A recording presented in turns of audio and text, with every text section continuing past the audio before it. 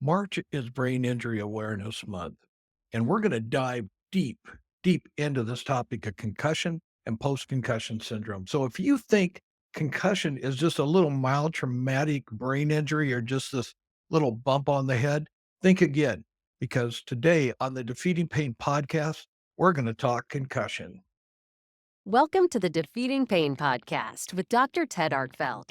If you're tired of treatments that just don't work, you're in the right place. Each week, we'll talk about new ways to beat chronic pain using at-home therapies. You don't have to go to the doctor to feel better. Let's help you start living pain-free. Now, here's Dr. Arkfeld.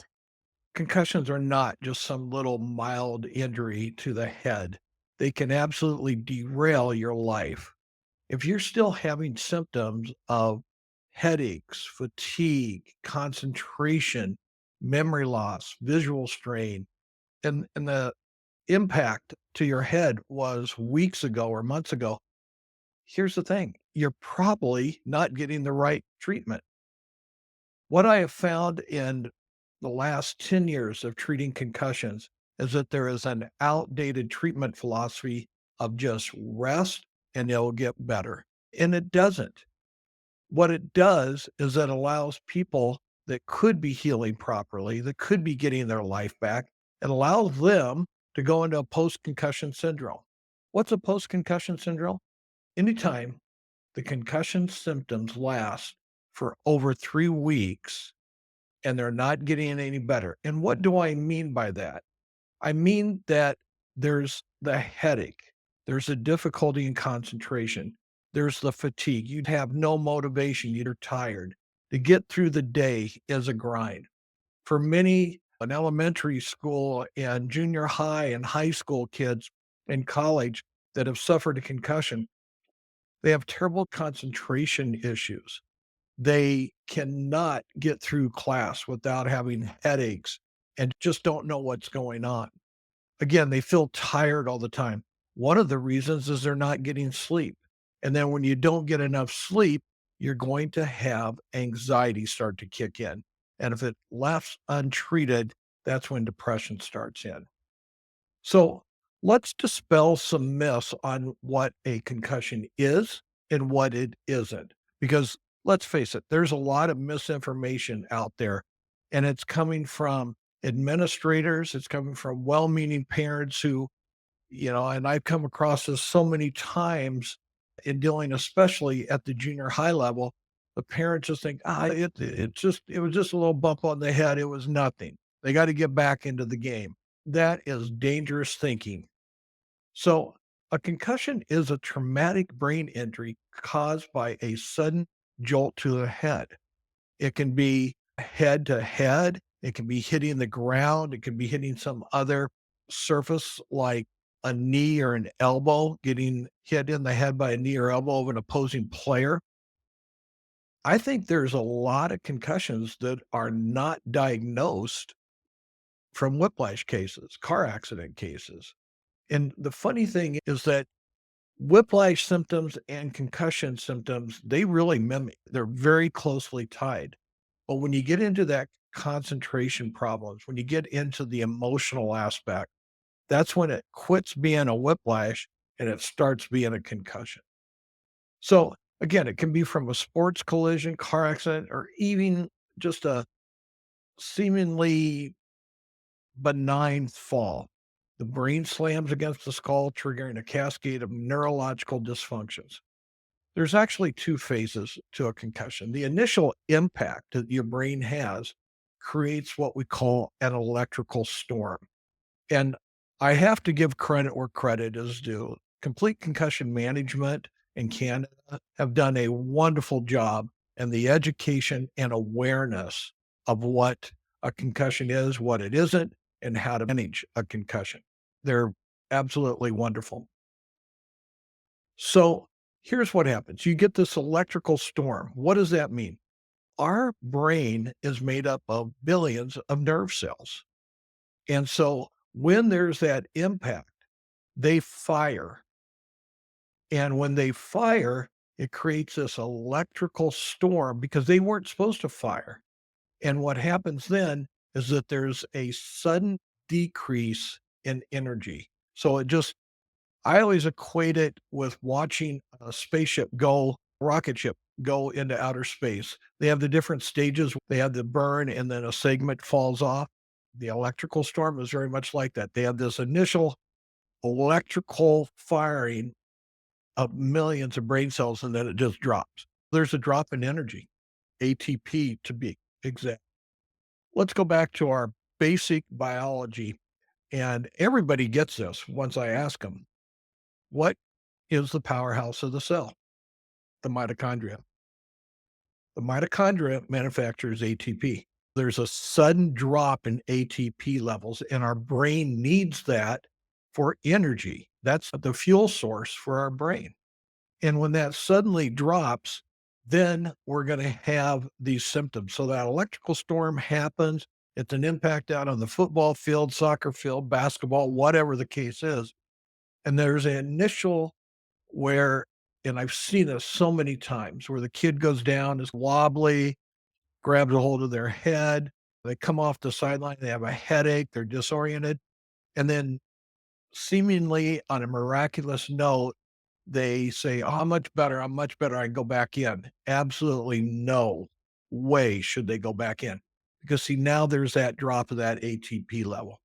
If a second collision occurs, if they get hit in the head again, the ATP levels are at an all-time low right now, and that's where they're very susceptible to serious brain injury.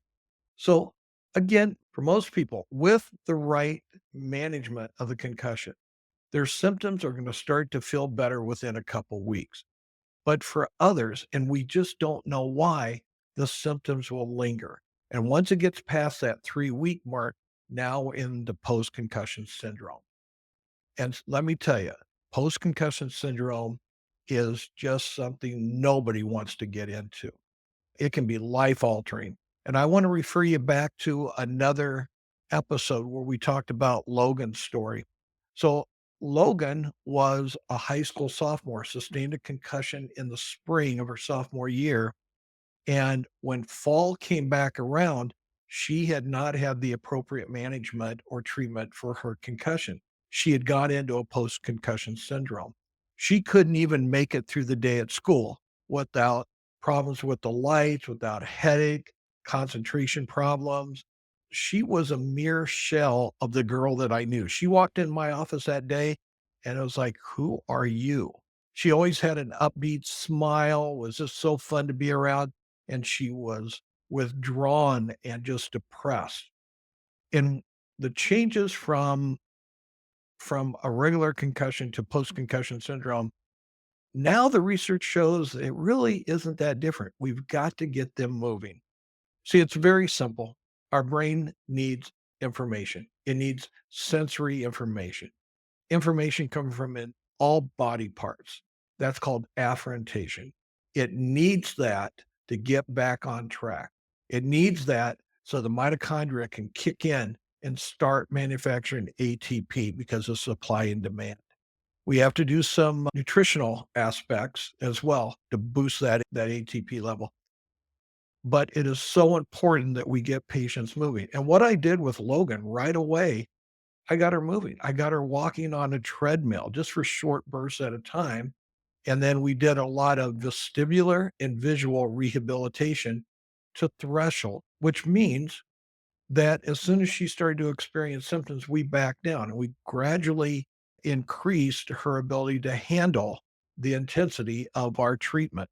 And you know what? She came out of this very quickly. She was in a dangerous situation. This was a thoroughbred, just an unbelievable athlete. And she was having pulses, resting pulses, 85, 86, sometimes 92. And so that is serious. That is going into a POTS type of situation. And we got her out of that and we got the pulses down and we got her to go back, be able to go back and participate in basketball. Now, what I didn't say in the first episode is that we did get her back to playing basketball. She didn't know she was going to even be able to play that year, her junior year. So the one Friday night that I wasn't at a girls' basketball game sitting on the bench, it happened. a second concussion for Logan. My phone lit up with text messages, and I immediately got in contact with their mother. And I said, considering that she got hit pretty hard out on the floor and that she laid there, go ahead and take her into the ER just as precaution. Took her into the ER, did a thorough neurological exam, diagnosed her as having a concussion. They did do another CT scan, which they ruled out a bleed, which was fine. She was then seen in my office the following week, and I told her, Logan, the concussion that happened a year ago, close to a year ago, that's in the rearview mirror. All right. So don't even worry about that. We know what we got to do, but this time you should come out of it fairly quickly because we're going to start the treatment. We know what to do for you with regarding to treatment. So that second concussion happened in January. And March 15th was going to be the start of soccer. And I was in constant contact with her soccer coach. And he kept saying, do you think she's going to be back? And I said, yes, I believe she's going to be back. So we did get her back, but it was a slow return this time because she kept having continued headaches. And I had referred her over to an eye doctor that specializes in visual therapy for concussions here in Gaylord. So between the two of us, we were able to work on the vestibular and visual aspects of her symptoms. So soccer starts. She's able to participate a little bit in the first 2 weeks, which really isn't saying much up here in northern Michigan because most of the time the weather is still bad. Right now, at the recording of this, it's snowing out here right now. We typically have snow on the field and they practice indoors for a couple weeks. They go away for spring break, then they come back and then we start the season. It was probably about the second week in April. And the coach said, is she ready? I said, yes, I've taken her all through the return to play protocol. Let's get her going. And so she had a full week practice before the game that was going to occur. And I think the game was on a Monday. So we returned her to full participation on Monday. It was still chilly out and she would still see me and she goes, I still have a headache. I said, it's not the concussion. The headache is that you're out, you're running, we're increasing your activity level. You haven't been running outside. I said, I'm not worried about the headache because it's not spiking up to 2 points past your baseline. Meaning, I said, on a scale of 0 to 10, what is your headache rating? She said, it's about a 3 by the end of practice. I said, what is it when you first start? No, she goes, it goes to a 3 pretty quick, but it stays the same. I said, so it doesn't spike up to a 5 or 6. And she goes, no. I said, okay, don't worry about that. You're still going to be fine. The coach trusted me. Her parents trusted me. And I'll never forget this day. So we were playing a team called Harbor Springs, and many of the girls on that team played travel soccer with Logan and a lot of the girls on the Gaylord team. And word had spread around that day at school that Logan was going to play. She was going to get in that night. Now, so the reason that's so important is a lot of people who don't know anything about concussions is just, oh, this is her second concussion within a year. She's never coming back. She shouldn't be playing. So they're giving all their opinion when they don't know anything about concussions. And so word had spread around school she was going to play. Now, normally our home varsity girls soccer, they're okay in attendance, but there was a lot of people there because they knew she had battled back so far after 2 concussions, and they knew that she was going in. And after halftime, the coach said, "Logan, get ready. You're going in." And so she got up and was warming up, getting ready along the sidelines, and I saw everybody's head just turn down, and there was just an excitement in the stands. And when she went in, a lot of the opposing girls came up and gave her a hug. And I looked up to the stands and I saw her mother. And her mother, I could tell, was crying and she was pointing down at me. Now, That's why I love treating concussions. That's why I just feel like as a doctor of chiropractic, we are uniquely situated to treat these conditions more than anybody else. And it's also very frustrating. If you're a chiropractor listening to this, I don't know why you don't start treating concussions. Just it's I don't want to make it sound like it's so simple, but if you're treating car accident cases right now, you can treat a concussion with some education and some equipment. And that they are so rewarding. I don't know how many times I've had mothers come in and they cry because we've given their kids' lives back to them. I could tell story after story about this. It's been devastating to watch these kids go into post-concussion syndrome, and they just think nothing is gonna be done, and they're just set adrift and just tossed away. Now, that's chronic pain to me. When you've been in pain, and believe me, these kids are in pain, emotional and physical pain. It's chronic pain. And the way that you treat that is the first thing you got to look the parent in the eye and you've got to look the kid in the eye and say, you do not have to live this way and you will not have to live this way. There's a wonderful doctor, Dr. Anthony Nicholson out of Australia, and he has an excellent course. But the one thing that I've picked up from him throughout all of the online classes I've taken, he says this: what we say is sometimes more important than what we do. And that is so important in these chronic pain patients, especially these post concussion syndrome patients. See, nobody's ever said, we're going to get you back. Nobody's ever said, you don't have to live this way. They all said, oh, just rest. It'll take some time. Or you may have to learn to live with it. Can you imagine being told that? That would be the most frustrating thing to me.